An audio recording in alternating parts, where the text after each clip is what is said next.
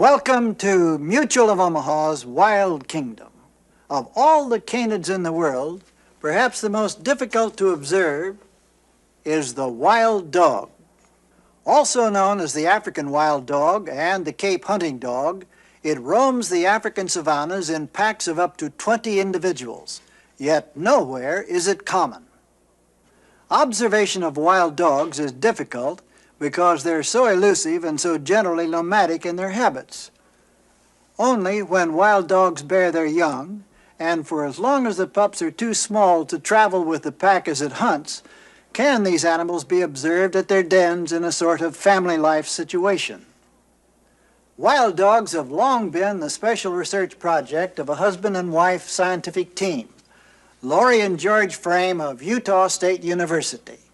Recently, we were invited by them and the Tanzanian government to observe the studies in progress on these animals here in the extensive Serengeti plains of Tanzania, where the animals are most easily seen. We were fortunate to arrive at just the right time to observe the wild dogs of the Serengeti.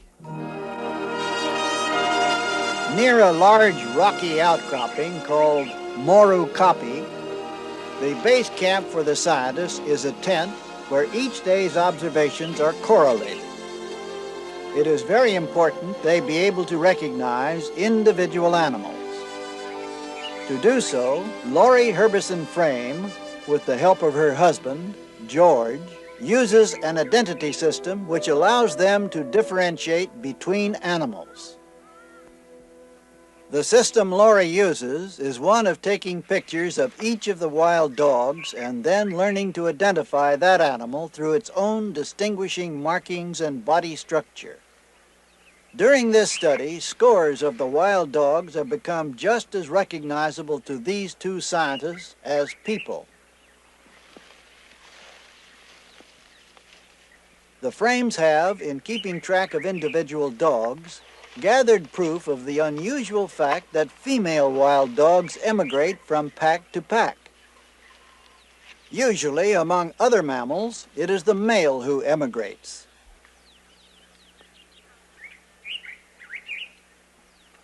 Lori's study indicates that there are overlapping ranges for the wild dog packs, and for identification, each pack gets a special designation. We'll observe what's called the Plains pack. Right now, we're going to split up for those observations. Lori is going to the den area where there's a new litter of pups, while George and I hope to observe some of the pack's activities on the open plain. The den Lori's heading for is on the flat plain close by camp. And if the pack is not there with the pups, it will probably be fairly close and easy to find because of the abundance of prey here.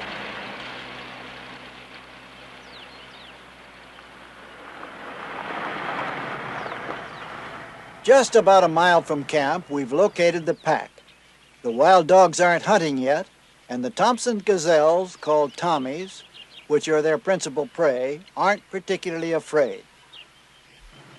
Contrary to exaggerated stories, the prey animals of the African grasslands don't disappear immediately whenever wild dogs appear. The wild dogs might begin hunting at any time of the day, but they usually reserve that activity for around dawn and sunset. Later on today, we should have an opportunity to witness such a hunt. At the moment, they're probably returning from the water hole. Of all African carnivores, wild dogs are among the least understood. Many things they do are still incomprehensible to us. The circling of a patch of higher grass might mean another pack left its scent here, but that's supposition. This animal has been dubbed mbwa, which is Swahili for dog. Next is haraka, meaning hurry, and this one is called njaa, which means hungry. They're heading toward the den area, as they often do during the day, so we'll join Lori there to see how her observations are going. This is a typical den area, and though wild dogs have litters any time of year, Pups born in March, April, or May survive best. Pup mortality is usually about 80%, due mainly to food shortages and disease. Here, we're observing the dominant female, who has the Swahili name Bibi, meaning Mrs. In wild dog society, even though there may be more than one female, normally only the dominant one breeds, and her pups are usually sired by the dominant male, even though there may be a half-dozen males in the pack. The pups are now 7 or 8 weeks old. A very large litter might include as many as 16, but usually there are only 9 or 10. When one or more of the pups begin a licking or gentle biting at her muzzle, this is a fawning sign, begging her for food. And in the wild dog society, though she is the only one who nurses them, all of the pack members bring them food and care for them. The pups nurse while their mother is standing up.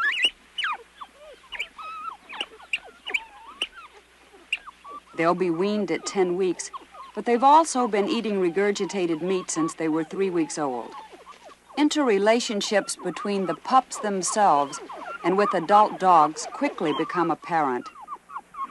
Wild dog pups are in many respects very much like puppies anywhere with their mother. They maul her unmercifully, and she doesn't seem to mind.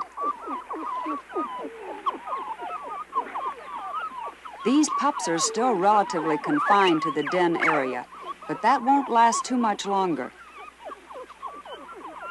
Our observations indicate that their development is rapid from this point on, and very soon they'll take on the more mature characteristics of the adults.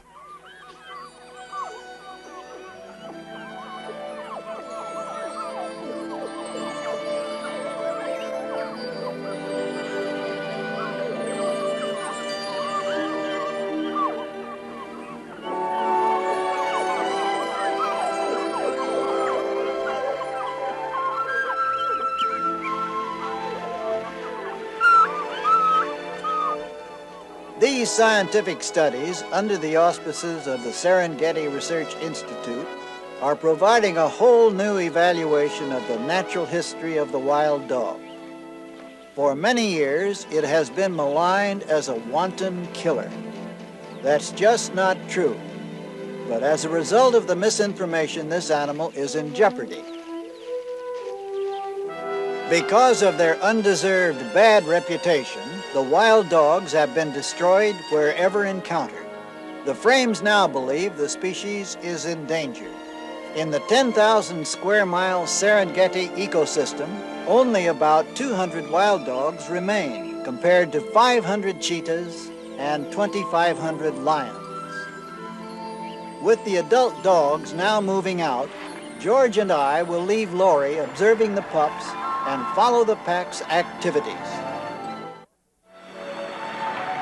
Since leaving Lori at the den, we've traveled just under 2 miles following the pack. Although at any moment they could begin hunting, they're not doing so now. Rather, they're simply keeping an eye out for predators which might threaten their pups.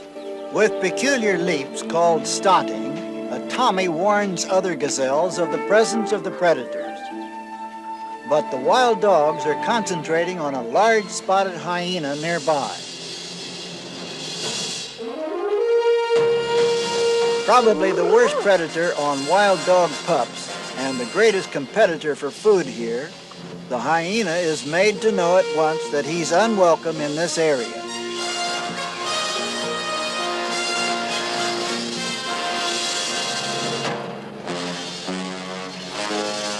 There are some 4,000 spotted hyenas in Serengeti Park, and they don't hesitate to steal prey killed by wild dogs.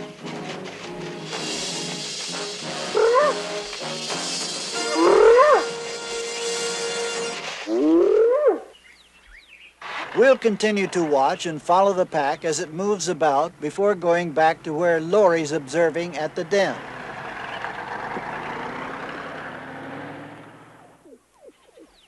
Activities here at the den have been constant. What is important here is determining through visual recognition of individual pups which among them will be dominant or submissive.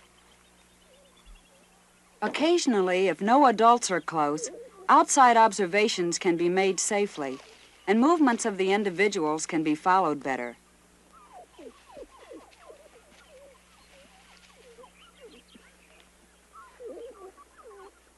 Among other things we're trying to discover about the pups is which will be leaders of the hunt, which interact most often with others, and if there's a preference shown, and why. Each pup's activities are observed and recorded daily on the basis of giving precisely 15 minutes of study for each animal before starting the whole cycle again. This way we can quickly begin formulating far more concrete conclusions about the entire wild dog society and its value or detriment to the habitat in which it exists. It's not too unusual for vultures to approach the den while scavenging for food. Usually the pups ignore them, but occasionally they'll put the big birds to flight if they move in too closely. This pup consistently exhibits leadership qualities, and he'll possibly one day lead his own pack. One of the remarkable observations we've made is that in only another week or two, these puppies will travel upwards of 15 miles daily with the pack. That hardly seems possible now when they are so pudgy and short-legged, and in many respects as comical and as endearing as domestic puppies. Yet, with surprising speed, their limbs will suddenly become long and limber, and they'll become full-fledged members of the pack.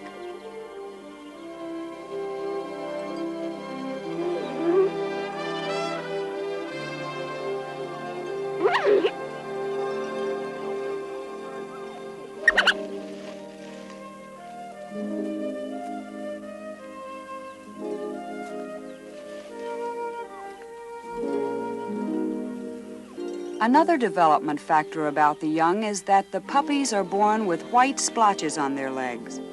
The yellow blotches on their bodies don't appear for 3 or 4 weeks. The activities of the pups are so engaging to watch that it's easy to forget they're wild animals and that the adults will go to extremes to protect them from danger, real or imagined. The adults are coming back now, and the first is Bibi returning to her pups. The lowered head, ears laid back, and grinning expression are typical submission and friendship signs. Greetings between wild dogs within the pack, pups or adults, are always friendly like this. Enmity may flare between encountering packs, but there's rarely friction within the pack.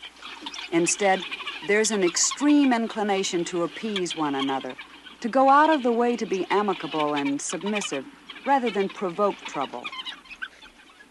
The tape recorder allows impressions to be noted quickly at times when the activity is complex or swift.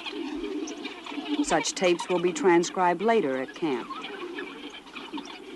On the heels of the returning pack are Marlin and George, who have followed them back to the den. George Frame and I were just in time on our return to the den to watch the wild dogs as they moved off to begin their hunting close by. Before the wild dogs set off on their hunt, we were privileged to watch a very characteristic action. Adult wild dogs usually begin a hunt by first milling with the pups at the den and becoming stimulated and excited. This seems to be a necessity among them, and part of the research is to try to determine why this milling and generation of pack excitement is necessary to the adults before setting out to hunt. The stimulation is now at its peak, and having reached this point, the adults begin moving out.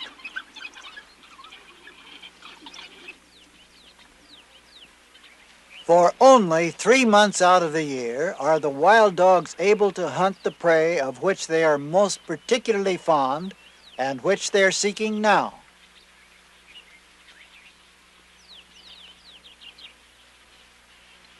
The calf of the wildebeest is that especially preferred prey of the wild dogs.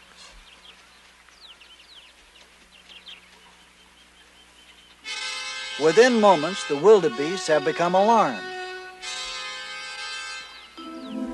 Vision is far more important than scent to the wild dogs in hunting, and sometimes they pick out their victim when it is still far away.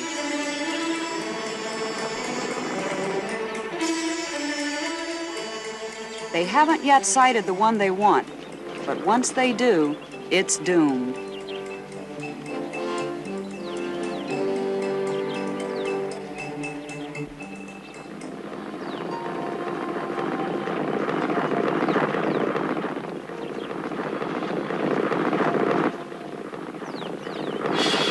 There's the target they've selected, that fawn-colored calf, and now the chase is on.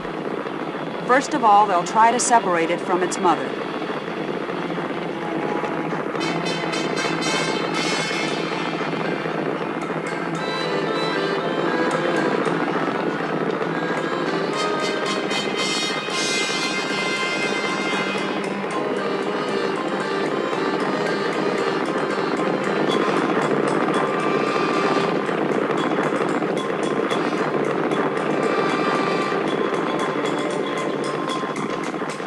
That's the calf's fatal mistake. It's turning away from the herd.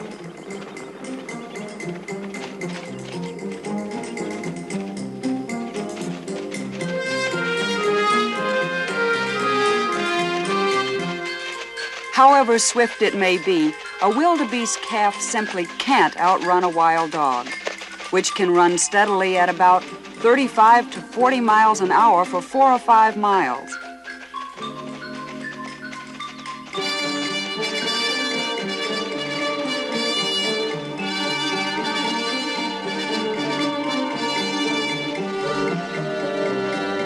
Unlike other predators, wild dogs don't go for a fatal bite.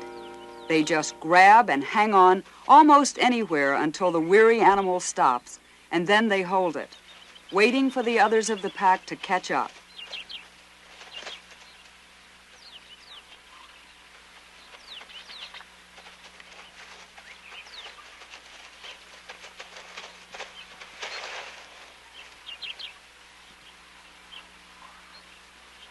One of the pack members, Haraka, has attacked the calf's mother. In her fear, she doesn't try to defend herself, but only escape.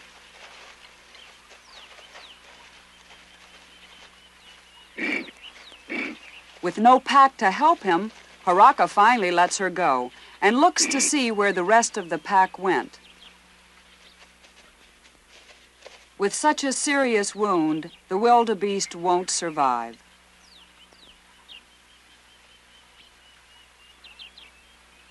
Haraka rejoins the pack, which is devouring the calf. But there is no rivalry for the best or the most. They share the kill peacefully, gorging themselves until all are full.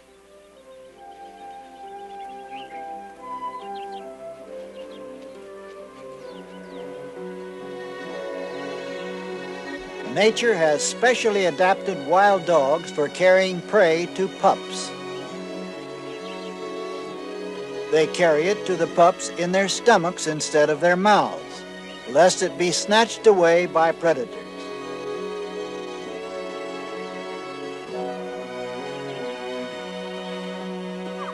The ingested food is then brought back safely to the den.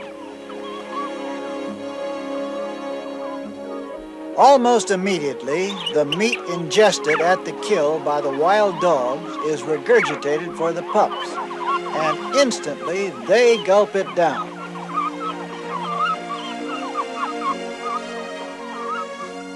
With their stomachs full again, the playfulness and friendliness returns to the entire pack, adults as well as pups. Many misconceptions about wild dogs are being put to rest through Lori and George Frame's research here in this immense national park in Tanzania. And perhaps their findings will help others to realize why we can and should protect the wild dogs of the Serengeti.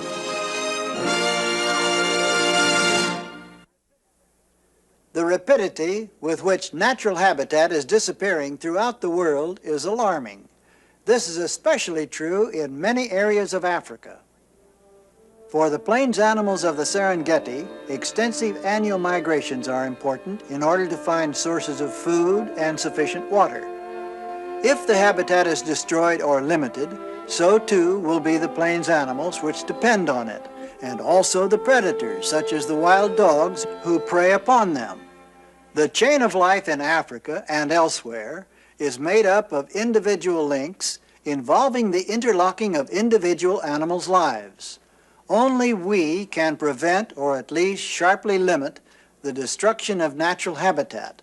We must do so if we are to preserve the wild kingdom.